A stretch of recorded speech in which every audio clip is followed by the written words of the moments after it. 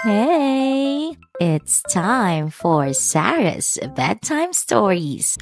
Hey guys! So, kanina, I was sharing this story kung paano ko nahanap ang lugar na to. So, right now, Sarah's Bedtime Stories is here at Big Ideas Co-work and Study Space. So, nahanap ko lang to and tinry namin siya with my friends. Actually, nandito sila. I am with Ma'am Kay and Ma'am Judy. So, nag-work sila ng tunay.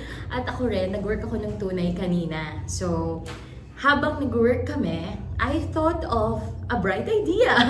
Yun yung gumawa ako ng isang content here. Kasi, as you can see, nasa meeting room kami. So, very quiet. Kami lang to. So, maganda yung ilaw, malamig. So, if i-compare nyo dun sa mga dati naming vlogs, struggle kami to find a place kung saan kami makakapagkwentuhan ng okay kami. So, right now, nakadalawa kaming goals for today. Nakapag-work and at the same time, nakagawa kami ng isang vlog, which is ito.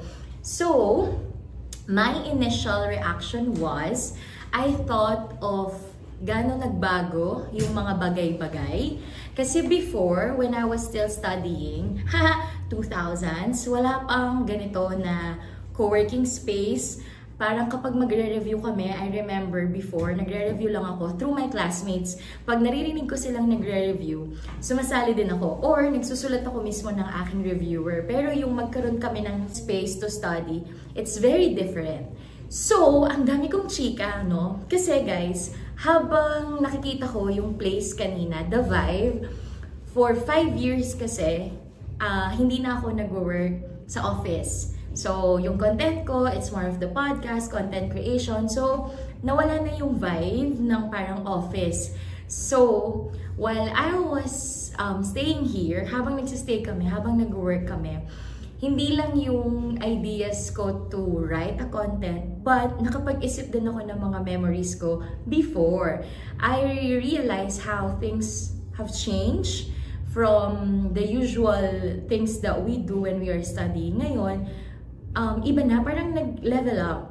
So, ngayon, I thought of this vlog, which is answering questions or parang reliving my school days era. Kasi yun yung na-miss ko. Alam mo yung pagpasok mo, parang gusto mo ulit maging estudyante. Hindi pala. Ayoko na pala. I mean, parang gusto mong mag-uniform ulit. Gusto mo, kanina kasi, habang papunta dito, naka-backpack ako. So, it's been a while since I last experienced that. So, ang dami kong chika, pero this place is for all those freelancers na nag-stick sila sa working area nila sa bahay and they want to experience again how it feels working in an office. Para rin to sa mga professionals, sa mga students na gustong mag-review, yung mga nagbo-board exam, yung gusto mo talaga ng deep work, focus. Sabi nga ng friend ko, sabi ni Ma'am Judy, this is for those people na hindi sila nakakapag-focus sa maraming lugar. Yung, like, for example, a coffee shop. Ako, na-try ko nang mag-work sa isang coffee shop. Guys, hindi ako nakapag-work kasi ang dami kong kilala. So, instead na magtrabaho ako, chika ako ng chika. So, dito, mapipilitan ka talagang mag-focus at magtrabaho.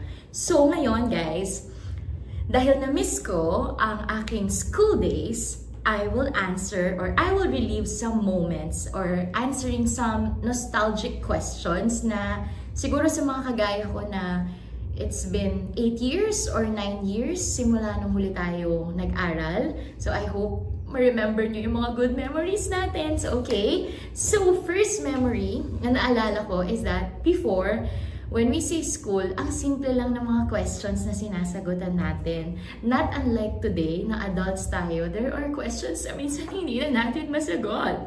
Diba guys? So ngayon, sasagot ako ng mga slam note questions kasi parang ganito na lang yung mga questions na gusto kong sagutin in my life.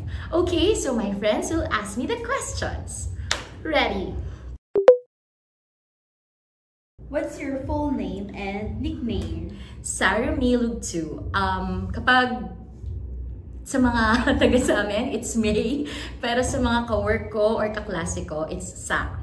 Who is your crush? Sa mga artista, it's si Paolo Avellino. Sa mga hindi artista? Secret! What's your favorite color? It's brown. What's your favorite song at the moment? My favorite song? Oh my gosh! Bawat Sandali. Gen Z. Share with us. Ay, hindi ko kayang kantahin, guys. Stream nyo na. What's your most embarrassing moment or moments?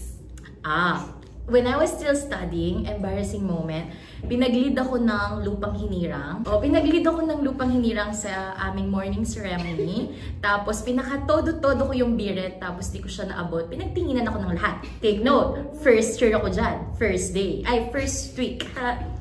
Yun. Embarrassing. Sige guys, tawa kayo. Who's your best friend and why? Marami ako naging best friend. Anong era ba yan? Nung high school ako, I had one. First year, second year. And then, meron akong boy best friend and girl best friend. If you could be anyone for a day, who would you be? If I would... Oh my God. Parang gusto kong maging si Angelina Jolie. Bakit? Wala lang. Gusto ko lang ma-feel yung ganong kaganda. Gusto mo rin ng Brad Pitt? Pwede rin. Pero wala na sila. At least, di ba? Yes. Gusto kong maging Angelina Jolie. Yung ganda and all. What's your most memorable childhood experience? Marami. Pero feeling ko malaking part yun yung nag-aaral ako. Yun yung isa sa mga favorite childhood memory ko. If you could live anywhere, where would it be? Actually, I love naman here in Pampanga. Pero if meron akong isang place na gusto, siguro Spain. Gusto ko kasi yung nagsasalita mga, hola, mi amo, Sara, de nada.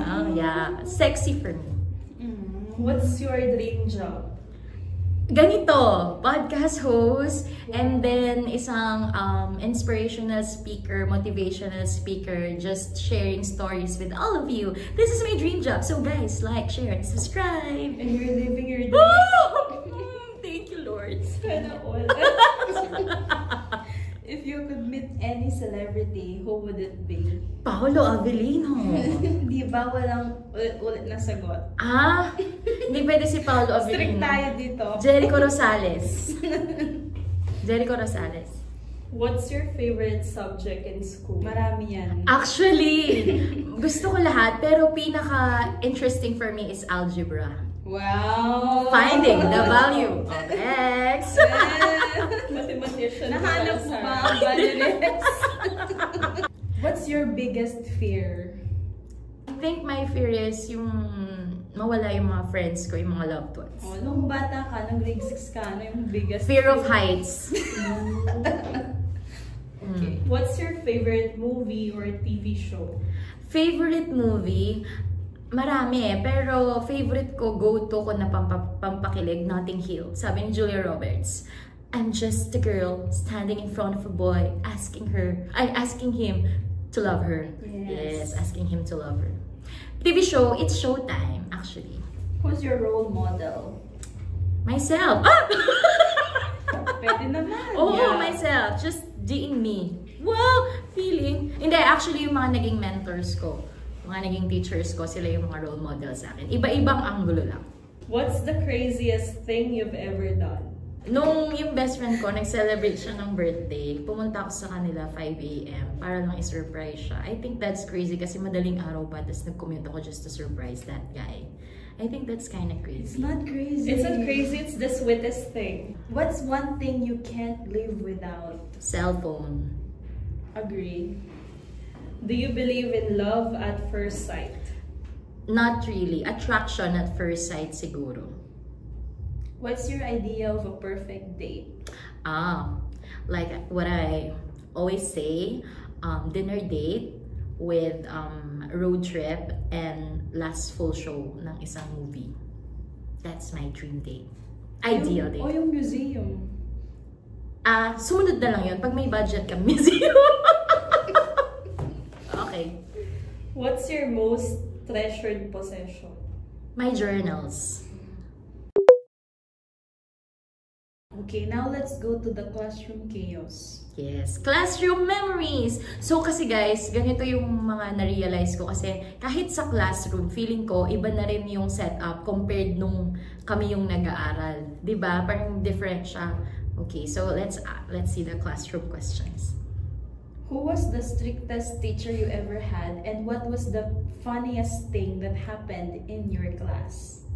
I think yung stricto sa amin noon, grade 1 siguro, kay Ma'am Johnson. Di ba nagbabasa yun? Tapos meron siyang Manila paper, tapos binabasa namin yun paulit-ulit. Tapos kapag may mali, uulitin namin siya. Hindi siya funniest, pero ang naaalala ko kasi, nalilito kami sa letter B tsaka letter D. Sabi niya, yung letter B, buntis. Tapos yung letter D, in Kapampangan, kabuldit. So, yun yung natatandaan kong memory ko ng mas strict siya. Kasi nasisigawan kami lagi, tapos nalilisik yung mata niya. Ay, Ma'am Johnson. Retired na siya. What was your funniest excuse for not doing homework? Ay, feeling ko lagi akong gumagawa ng assignment. So, wala. Jollibee kasi siya eh. Bida ako sa'yo. Siya yung nagsasabing, Ma'am, May assignment. Hoy, hindi ako ganon. Wala. May exam po ngayon. Bigla kasama niyo. Porket hindi nakikita yung mga kaibigan ko sa vlog, ginaganyan ako. Especially Judy. Okay, serious na to. Mm. What's the weirdest punishment you got from your teacher? Actually, funny siya kay Ma'am Remedios Sibog. Hi, Ma'am! Napalo kami nun. Yung pag nalilista ka kasi, tas sa desk, tas papaluin ka. Nung ako na, kunwari niya lang akong pinalo. Ba't ka nalista? Noisy. Hindi na tayo magtataka. Noisy. Pero, nung dumapo sa akin yung pamalo, hindi ako nasaktan. Kung ako yung nagsusulat ng noisy, hindi ko pa man siya nakita nagsulat number 1. Tsaka times 20 yun. Di ba mo sita? Sabi din na yung bar. Hi, Ma'am Rams. What was your favorite subject in high school? Ay, yun na yun. Algebra. Same. Elementary muna. Consistent. Elementary, siguro English. Pero nung high school, algebra. College. Wala. Radio broadcasting, di ba? MA. Social responsibility and good governance. Ay, puta ko, pangutanganda ako. Social responsibility. Nung Character building. nung Media and information literacy. That's my subject. Yes. What was your go-to canteen order? Beef caldereta, Eh. rice, and iced tea. Pag recess, french fries and iced tea. Pag lunch, beef caldereta, rice, and iced tea. social High naman. school no? yan.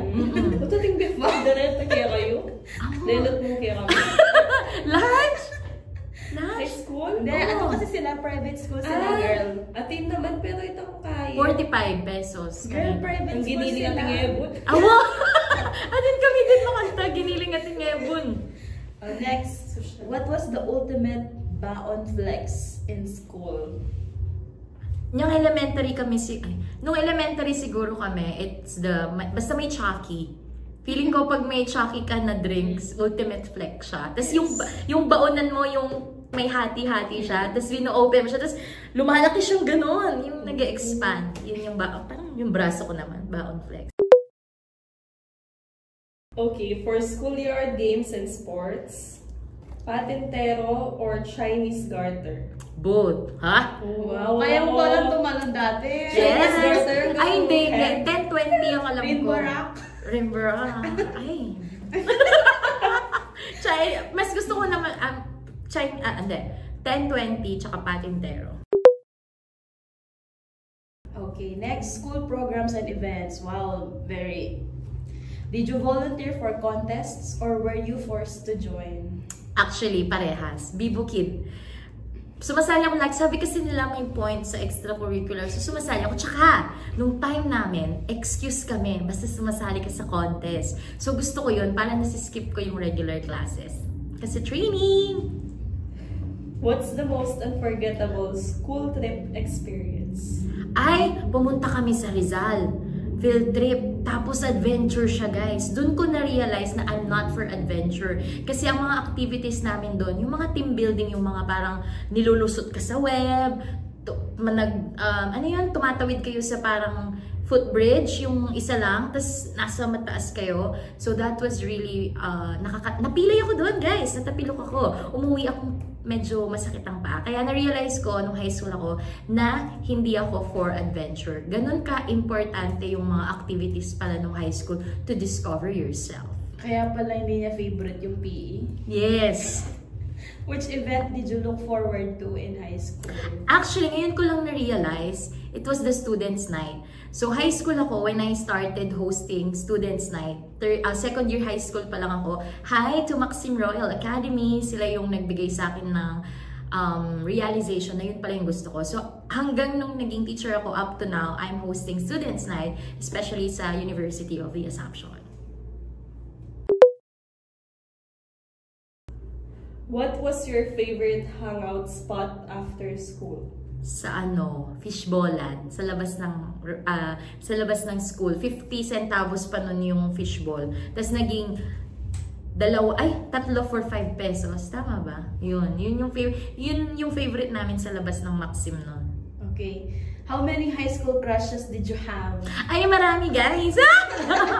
Hindi ko na mabilang. Ilan ka? Madami! Specific. Sige, ultimate crush na lang. 1. Oh. So every school year, may ilang crush ka ba? Hindi ko na maalala. Basta ultimate crush 1. What song reminds you of your high school days? At the beginning. Yun kasi yung graduation song namin. Sample. At the beginning, life is a road that I wanna keep going. Love is a river I wanna keep flowing. Life is a road, now and forever, wonderful journey. Energy. What was the best part of high school for you? Every day. The everyday ganap. I thought before that was just parang usual. Pero when I look back, yun yung una kong namimiss. Namimiss ko yung energy na you can wake up at early in the morning, tapos uuwi ka na may energy ka pa to do your assignments, to do your projects, to watch your favorite shows. Tapos you feel like every day is something na nilook forward mo. Kasi how I wish hanggang ngayon na adults, we always look forward for the next day. Na parang hindi tayo pagod, ganun. I experienced that high school. High school days or college days? High school days. Bilis. What did you want to be when you graduated high school? I want to be a radio DJ. If we could go back to one day in elementary or high school, which day would it be? Ay, ang hirap naman. Siguro, babalik siguro ko yung yung mga closing party siguro. Nung high school ako, we always have that closing party. Tapos, sineselebrate namin yung friendship and yung memories namin. Siguro, I'll go back to that. Tapos, kakausapin namin yung sarili namin. Or parang i-remind namin siguro yung sarili namin na we should keep in touch hanggang sa pagtanda natin. Kasi back on those days, parang hindi naman namin naisip na magkakahiwalay-hiwalay din kami when we grow old. So, yun siguro. Closing parties. Yun yung babalikan ko high school. What's the funniest or weirdest school rumor you remember? Nung elementary kami, yung sabi nila merong mga multo. Kapag naglilinis kami ng mga classroom, tapos magtatapon kami ng basura, sabi nila dapat maaga kami magtapon kasi magpapakita yung multo. Spirit of the glass na. Charot-charot lang pala yun. Hindi pala totoo. Na dati yung cemetery. Oo. Na dati siyang sementeryo, tapos maraming nagmumulto. Guys, kayo rin ba? Oo nga na. Kalapit na pala ng cemetery kay Yeah. What's one thing you used to do that you would never do now? Kumanta ng lupang hinira. Nang malaki. Buti na lang pala, hindi na dedemanda yung mga wala sa to. Oo. Feeling ko kasi maganda boses ko dun eh. Sino nagsabi sa'yo? Sarili ko. Uy, sabi ni Sir Roland yan, maganda yung boses ko. Hindi niya alam, di ako marunong kumanta. Baka speaking voice. Yeah. Hindi naman speaking voice. Judy! Baka pala. Okay. What's something you wish you could tell your younger self? Don't cry a lot. Seriously, Don't worry so much. Wag kang masyadong pabebe at madrama kasi you will meet a lot of good people along the way. So magtiwala ka lang na God will never leave you because He will send you very beautiful people to help you. So, huwag ka mag-drama dyan. Maury made me realize na kapag kapag malungkot ka na, huwag mo nang gawing mas malungkot yung sarili mo. Kumbaga, kung nafe-feel mo na parang kawawa ka, huwag mo nang kawawain yung sarili mo. And then, Maury showed me ways for me to appreciate and accept myself and see that as my strengths, not my weakness. So what are the ways? This person showed me na if you accept yourself, merong ibang tao na nakaka-appreciate nun. Sometimes you see that as your weakness, but there are other people na nakikita yon as your strength. Oh, I like that. What's one thing you miss the most about your school days? How simple life was. Yung parang we're only thinking of that day, yung araw na yun, or yung next na, kunwari, next deadline, hindi mo pa iniisip kung anong gagawin mo 5 years from now, 10 years from now. You just want, parang small things, small goals. Yun yung nami-miss ko right now. Yung kasi ako, hindi naman ako talaga mapag-isip ng future. Pero now, in my age, parang kailangan ko talagang maging future-oriented minsan. Pero yun yung gusto ko, actually. Okay, so for the finale, so while answering these slam notes questions, so what's your realization? What's the difference when you answered it when you were young versus your present self?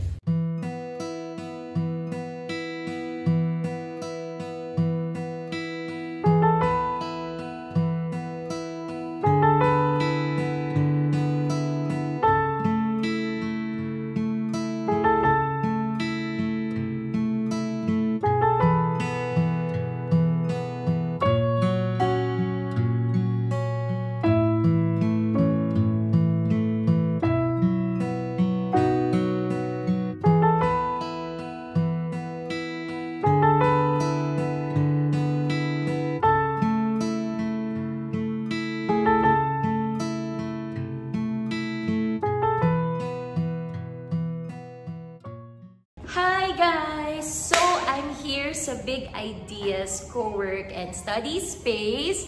So, if you're looking for a place for you to do your work or kung gusto nyo mag-review, especially for students, naghahanap ng quiet place, yung hindi masyadong madidistract ang kanilang mga sarili, I recommend here kasi na-experience namin siya. And it's true! It's really a place for you to work. Kasi ako, napaka-productive ko for today's video. Again, thank you so much, Big Ideas, Co-work and Study Space. If you want to know more details about their services, click the link below. Again, thanks so much!